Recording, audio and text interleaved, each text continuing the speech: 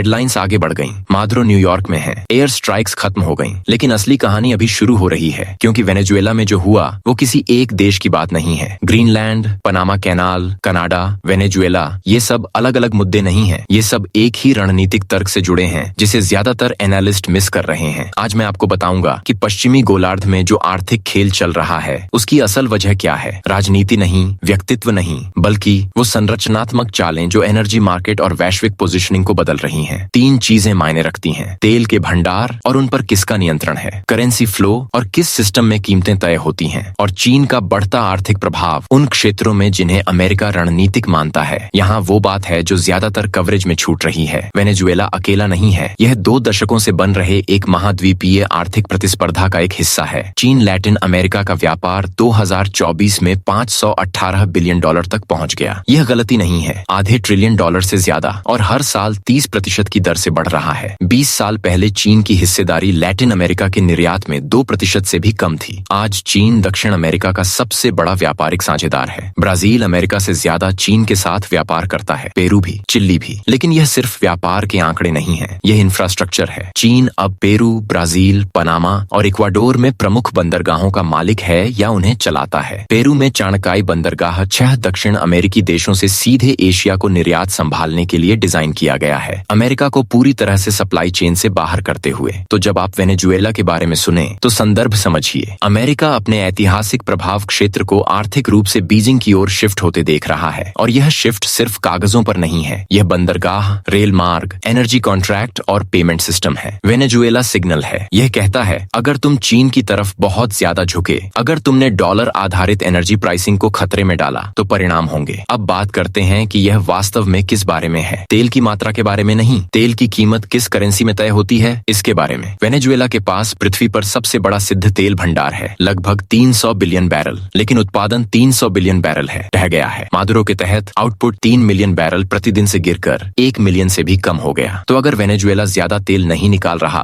तो यह रणनीतिक रूप से क्यों मायने रखता है? क्योंकि यह वर्तमान उत्पादन के बारे में नहीं है, यह भविष्य के नियंत्रण के बारे में है। मैकेनिज्म समझिए। 50 वर्षों से वैश्विक तेल की कीमत अमेरिकी डॉलर में तय होती है। इस सिस्टम को पेट्रो डॉलर कहते हैं, और यह अमेरिकी करेंसी की स्वचालित मांग पैदा करता है। हर देश जिसे तेल चाहिए उसे डॉलर चाहिए। यह मांग अमेरिका को सस्ते में उधार लेने, बिना तत्काल मुद्रास्फीति के पैसा छापने और कम ब्याज दरों पर कर्ज वित्त पोषित करने की अनुमति देती है। लेकिन यह सिस्टम टूट रहा है। सऊदी अरब ने अपने विशेष डॉलर समझौते को नवीनीकृत करने से इनकार कर दिया। ब्रिक्स देश, ब्राजील, रूस, भारत, चीन, दक्षिण अफ्रीका तेजी से स्थानीय मुद्राओं या युआन में एनर्जी ट्रेड सेटल कर रहे हैं, और वेनेजुएला कई रिपोर्टों के अनुसार अपने एनर्जी सेक्टर को चीन के cross border interbank payment system में पूरी तरह से एकीकृत करने की तैयारी कर रहा था, और अपने तेल की कीमत युआन के नेतृत्व वाली मुद्राओं की टोकरी में तय करने जा रहा था। अगर ऐसा होता तो चीन डॉलर रखे बिना वेनेजुएला का तेल खरीद सकता था। अगर चीन को डॉलर रखने की जरूरत नहीं है तो अमेरिकी करेंसी की मांग गिरती है। अगर मांग गिरती है तो डॉलर का मूल्य गिरता है। अगर डॉलर गिरता है तो अमेरिकी कर्ज की सर्विसिंग की लागत आसमान छूती है। यही खतरा है। यह नहीं कि वेनेजुएला चीन को 1 मिलियन बैरल प्रतिदिन बेचेगा, बल्कि यह कि 300 बिलियन बैरल पर बैठा वेनेजुएला साबित करेगा कि आप डॉलर सिस्टम के बाहर तेल की कीमत तय कर सकते हैं और जीवित रह सकते हैं। यही वो खतरा था जिसे वॉशिंगटन नहीं रोक सका, इसलिए उन्होंने सरकार हटा दी। यहाँ वो परत है जिसे ज्यादातर एनालिस्ट नजरअंदाज कर रहे हैं। यह सिर्फ आज के तेल बाजार के बारे में नहीं है, यह युद्ध पूर्व पोजीशनिंग के बारे में है। मैं नहीं कह रहा कि चीन के साथ युद्ध आसन्न है, मैं कह रहा हूँ कि अमेरिका अपने गोलार्ध को मजबूत कर रहा है अगर वह संघर्ष आता है। पैटर्न देखिए, कनाडा पर व्यापार को लेकर दबाव, ग्रीनलैंड और इसके खनिज संसाधनों के बारे में बयानबाजी, पनामा कैनाल पर नया फोकस, और अब वेनेजुएला में सीधा हस्तक्षेप। ये सभी चालें एक सामान्य तर्क साझा करती हैं: अपने पिछवाड़े को सुरक्षित करो, महत्वपूर्ण सप्लाई लाइनों को नियंत्रित करो, पश्चिमी गोलार्ध में विरोधियों को संसाधनों और इंफ्रास्ट्रक्चर तक पहुंच से वंचित करो। किसी महाशक्ति से लड़ने से पहले आप अपने पीछे को सुरक्षित करते हैं। आप सुनिश्चित करते हैं कि आपकी ऊर्जा विश्वसनीय है, आपके व्यापार मार्ग सुरक्षित हैं, और आपके पड़ोसी आपके विरोधी को रणनीतिक गहराई प्रदान नहीं कर रहे हैं। वेनेजुएला उस गणना में फिट बैठता है। ये मादुरो से लड़ने के बारे में नहीं है, ये सुनिश्चित करने के बारे में है कि अगर चीन के साथ तनाव बढ़ता है तो दक्षिण अमेरिका का सबसे बड़ा तेल भंडार चीनी ऊर्जा लाइफलाइन नहीं बनता। तो इसका वास्तविक बाजारों के लिए क्या मतलब है? तेल की कीमतों के लिए शॉर्ट टर्म में ज्यादा नहीं। वेनेजुएला का वर्तमान उत्पादन इतना कम है कि इसे वैश्विक आपूर्ति से हटाने से कीमतें नहीं बदलती। ओपेक के पास स्पेयर क्षमता है, अमेरिकी शेल बढ़ा सकता है, लेकिन बाजार सिर्फ वर्तमान आपूर्ति पर प्रतिक्रिया नहीं करते, वे उम्मीदों पर प्रतिक्रिया करते हैं। और यहाँ उम्मीद यह है कि अमेरिकी तेल कंपनियां अंततः वेनेजुएला में जाएंगी, इंफ्रास्ट्रक्चर का पुनर्निर्माण करेंगी और उत्पादन वापस ऑनलाइन लाएंगी। अगर ऐसा होता है, अगर अगले दशक में वेनेजुएला का आउटपुट 3 मिलियन बैरल प्रतिदिन पर लौटता है, तो यह महत्वपूर्ण अतिरिक्त आपूर्ति है। डॉलर में कीमत वाला हैवी क्रूड एनर्जी स्टॉक्स पहले से ही उस परिदृश्य की कीमत लगा रहे हैं, लेकिन यहाँ जोखिम है। वेनेजुएला के तेल इंफ्रास्ट्रक्चर के पुनर्निर्माण में वर्षों और दसियों बिलियन डॉलर लगेंगे और इसके लिए राजनीतिक स्थिरता की आवश्यकता है। तो यहाँ वो सवाल है जो विश्लेषण पर हावी होना चाहिए, लेकिन नहीं है। वेनेजुएला को वास्तव में कौन शासित करता है? ट्रंप ने कहा कि अमेरिका देश चलाएगा। रूबियो ने कहा नहीं, मौजूदा संरचनाएं दिन प्रतिदिन का शासन संभालेंगी। उपराष्ट्रपति डेली रोड्रिगेज स्टेट टीवी पर दिखाई दी और दावा किया कि वह अभी भी प्रभारी हैं। विपक्षी नेता मारिया कोरिना माचाडो कहती हैं, एडमुंडो गोंजालेज को राष्ट्रपति पद संभालना चाहिए। कोई स्पष्टता नहीं है और यह एक समस्या है। 3 संभावित रास्ते हैं। पहला, नियंत्रित संक्रमण। अमेरिका मौजूदा सरकार के अवशेषों और विपक्ष के साथ एक सौदा करता है। एक संक्रमणकालीन प्राधिकरण स्थापित किया जाता है। तेल अनुबंधों पर फिर से बातचीत होती है। यह सर्वोत्तम परिदृश्य है। दूसरा, विखंडन। सरकार टूट जाती है, क्षेत्रीय शक्ति केंद्र उभरते हैं। कुछ क्षेत्र पुराने शासन के प्रति वफादार सैन्य इकाइयों द्वारा नियंत्रित, अन्य विपक्षी समूहों द्वारा, अन्य आपराधिक नेटवर्क द्वारा। तेल उत्पादन बाधित रहता है। यह इराक लीबिया परिदृश्य है। तीसरा, आर्थिक प्रतिदबाव। चीन परिणाम स्वीकार नहीं करता। बीजिंग शैडो टैंकरों के माध्यम से तेल खरीदना जारी रखता है। प्रतिरोध तत्वों को वित्तीय सहायता प्रदान करता है। वेनेजुएला को दीर्घकालिक आर्थिक युद्ध का मैदान बना देता है। यह महाशक्ति प्रतिस्पर्धा परिदृश्य है। इनमें से कोई भी रास्ता साफ नहीं है। कोई भी जल्दी हल नहीं होता। वेनेजुएला ऑपरेशन मादुरो के बारे में नहीं था। यह ऊर्जा संसाधनों पर नियंत्रण, डॉलर आधारित प्राइसिंग सिस्टम को बनाए रखने और पश्चिमी गोलार्ध में चीन के आर्थिक विस्तार का मुकाबला करने के बारे में था। ग्रीनलैंड, पनामा, कनाडा, वेनेजुएला, ये सभी जुड़े हुए हैं। ये सभी गोलार्ध के संसाधनों और व्यापार मार्गों के रणनीतिक समेकन का हिस्सा हैं। प्रशासन इसे राष्ट्रीय सुरक्षा कहता है, आलोचक इसे अति पहुंच कहते हैं, लेकिन आर्थिक तर्क सुसंगत है। सप्लाई लाइनों को सुरक्षित करो, प्राइसिंग मैकेनिज्म को नियंत्रित करो, प्रतिस्पर्धियों को पहुंच से वंचित करो। यही असली कहानी है। गिरफ्तारी नहीं, प्रेस कॉन्फ्रेंस नहीं, बल्कि पश्चिमी गोलार्ध में आर्थिक शक्ति का पुनर्गठन, तेल, डॉलर और वैश्विक पोजीशनिंग की लड़ाई।